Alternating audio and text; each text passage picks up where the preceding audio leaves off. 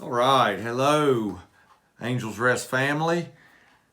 Pastor Craig here. I just want to take an opportunity just to share a little bit of information with you about what's coming up, hopefully, what's just over the horizon. As many of you know, the governor has indicated that this Friday he will likely lift or he will move us into phase one of reopening Virginia. And that has different meanings for different people, different things. But for churches, for places of worship, it gives us the ability to begin to think about coming back together. And there are limitations. There are certain things that we're dealing with and preparing for, but it's going to allow us to come back together in one way, shape, or form. We are working out those details. I just wanted you to know that we are looking ahead to that date. However, we will not attempt to have church service this coming Sunday. This Friday is possibly the earliest that he would move us into phase one, which would make it allowable for Sunday, but there's still such an unknown. We're not going to rush into this. We want to take our time and ease back into coming together. And we want to do it as safe as possible for everyone. And certainly, so I'm just excited to let you know that on May 24th, unless something changes, May 24th will be our first time of coming together, some of you coming together to worship. Now, we don't have all the bugs worked out of the proposal yet, but most likely what we will be doing just through this phase one period now, we're planning on dividing the congregation so we can achieve the right numbers or capacity that we're allowed to have. So we'll bring you more information on that. You'll receive phone calls whenever we get into the specifics. But most likely what we'll be looking at doing is maybe dividing the congregation into a group A and a group B, and then we would assign worship service for each group. One Sunday, Group A would come. Maybe the next Sunday, Group B would come. Because we have so many other things to comply with as well in terms of cleaning, disinfection, limitations with seating. We have to essentially cut our seating capacity in half. But it's more than half because we also have to have room for social distancing, not just between pews, but also on individual pews. Family units are encouraged to sit together really close, but then there needs to be separation between the next people. Thank you for your patience. This has been a really challenging, and it's not over. But right now, in complying with the laws of the land, and that's what we're called to do, it looks like that May 24th will possibly be our first time to worship back together.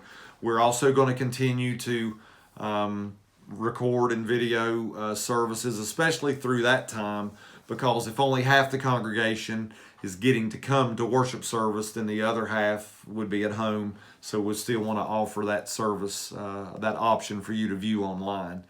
So we'll be working out those details. Bottom line, continue to pray, not just for the health and safety of those working and those affected by this virus, but continue to pray for the leadership, for myself and the leadership here at the church, that we would treat this as we should, take it serious, and proceed with caution, but also with optimism. And I know, and I know many of you listening and watching, trust the Lord for safety and security and to work all things out. And I do. But we also have to be aware that while we're all at different levels, we're all at different parts, our faith walk. We all find ourselves at different places. And certainly these doors, when they open up, as much as we do love you, church, we also, as always, we want the doors are open for those who maybe don't know Jesus. We want the doors to be open and this to be a place of welcoming for those who are lost or those who are seeking and those who are searching for something. And we know what that is, and that's Jesus. So all walks of life, when these doors open, are invited to attend. And so we need to make it inviting and safe and comfortable for everyone. So that's what we're considering. That's what we're working on. I did just want to take this time and share it with you. And church, I just want to continue to tell you, be encouraged. Be encouraged. These are hard times, challenging times, troubling times, bothersome times sometimes, but they are exactly as our Lord said they would be. And so the thing is, for you, the believer, no matter what comes, what's coming next is our ultimate goal. It's our home, not this place. And so as soon as we leave here, we're home with the Lord. And that's a great thing. That's the greatest thing. But we also, while we're here in this world, we're doing the work of the Lord. And until He says for us to stop, then we need to continue. And so that's what we do. That's why we press on. And we have to work under the laws of the land, the things that are happening right now. That's what we're trying to do. So we're trying to comply. But look, Jesus spoke about everybody being confined to their own homes. And I want to share that with you tonight as I close. This comes from John chapter 16. And Jesus is talking to His disciples, and this is a little different from what we're experiencing now, but I thought this was very interesting. Jesus was telling them about what was going to happen and the things, again, that were to come. And He looks at them and He says, "Do you now believe?" Jesus replied, "A time is coming, and in fact it has come, when you will be scattered, each to your own home. You will leave me all alone. Yet I am not alone, for my Father is with me. I have told you these things, so that in me you may have peace. In this world you will have trouble, but take heart. I have overcome the world." So I think it's really interesting that we're in this world event, worldwide pandemic,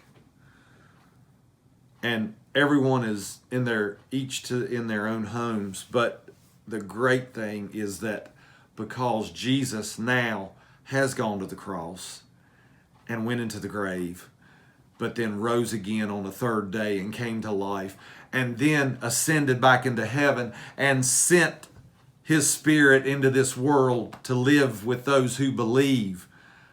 Now He is with us. So yes, just as He wasn't alone when all of His followers scattered and left Him, the Father was with Him.